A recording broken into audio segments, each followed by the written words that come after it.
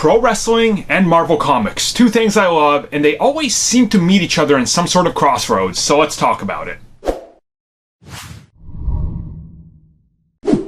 So many of you know, some of you might not know, I'm a huge pro wrestling fan. I think if you follow me on social media, you know how much I love pro wrestling. Have been a fan since around '97, so I was there for like the Attitude Era, you know, the rise and fall of WCW, TNA, all that. Huge wrestling fan. I watch Japan, Ring of Honor, pretty much everything I can get my hands on, and of course WWE.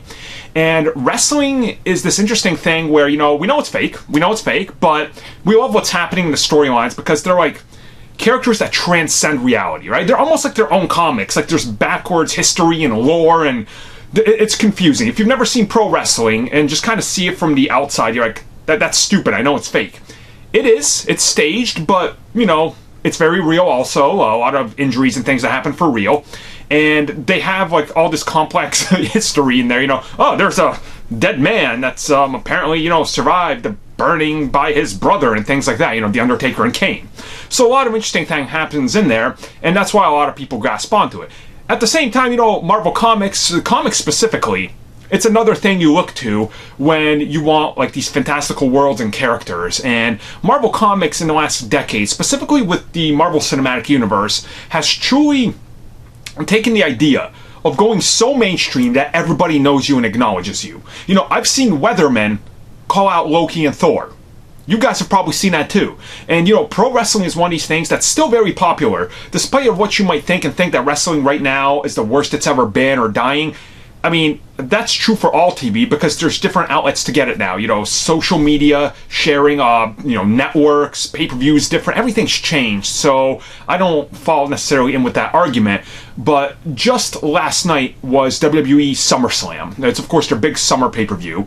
And the first thing I noticed was right off the bat when it kicked off after the pre-show was Seth Rollins dressed up as Thanos. And I was like, is he Thanos? Is his boot the Infinity Glove?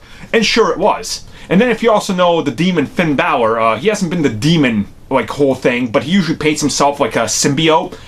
He was also bringing that back last night, but if you notice around the eyes, my wife and I noticed that he was painted like Spider-Man 2099.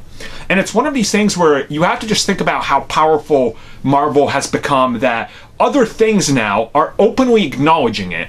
Where before, you know, just because of your own brand, you might not want to acknowledge it because it's like, oh, that thing might be bigger than me. But it's this thing where everything now seems to acknowledge how big Marvel is.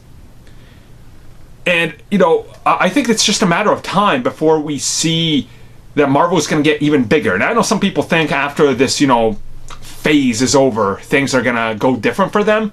I couldn't possibly disagree with anybody more. I think this is the start of a new Marvel universe that people just aren't ready for. And when the mainstream, like pro wrestling, and news outlets, and reporters, you know, and people that are just like hosting a random local news, you know, news segment at 7 a.m. are going, oh man, did you see Infinity War last night?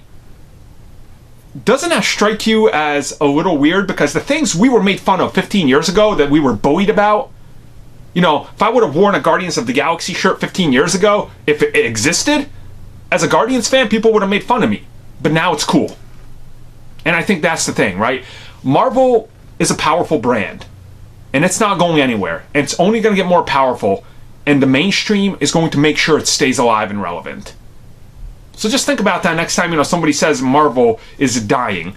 Just point to all the things that make sure they let you know that they know that Marvel exists because they want to be relevant.